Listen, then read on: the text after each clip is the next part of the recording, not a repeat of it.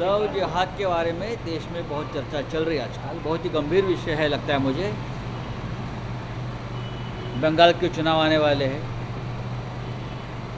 तो कोई नया विषय, नई बात रखनी चाहिए। हम मानते हैं विकास बहुत बड़ा मुद्दा होता है चुनाव में, लेकिन लव जिहाद का विषय चलेगा, स्वागत है। महाराष्ट्र में भी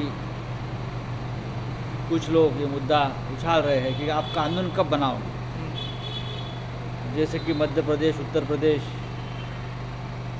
ये दो राज्यों में कानून बना है या बनने जा रहा है।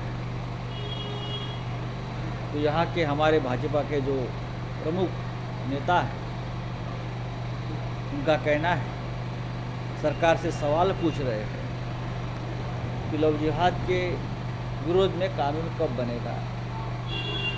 मेरी आज सुबह मुख्यमंत्री जी से बातचीत हुई है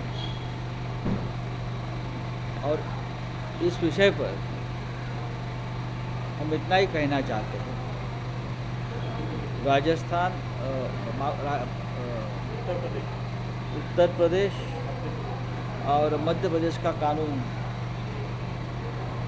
बनने दीजिए, लेकिन बिहार में जब ये कानून बनेगा, नीतीश कुमार जी जब कानून बनाएंगे, उस कानून का हम अध्ययन करेंगे पूरी तरह से और उसके बाद हम महाराष्ट्र में उस बारे में सोचेंगे।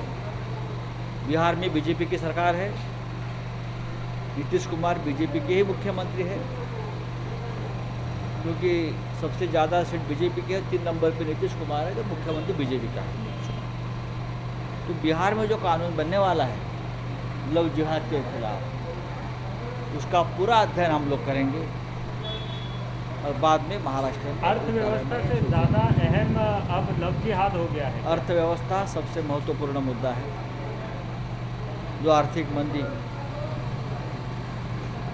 रोजगार, बेरोजगारी, महंगाई, ये मुद्दे से अगर ऊपर कोई मुद्दा है लव जिहाद, तो वो भी उनको लेने दो, लेकिन सबसे पहले बिहार में ये कानून आने दो, हम उसका अध्ययन करेंगे। महाराष्ट्र में बीजेपी के नेताओं को हिंदुस्तान के प्रधानमंत्री की बात अगर समझ में नहीं आती है तो ये दुर्भाग्य है।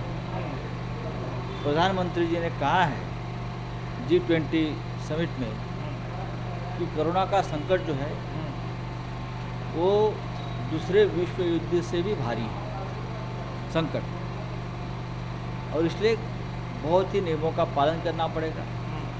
दूसरे विश्व युद्ध में भी यही महामारी आई थी, यही आर्थिक मंदी आई थी, बेरोजगारी बढ़ी थी।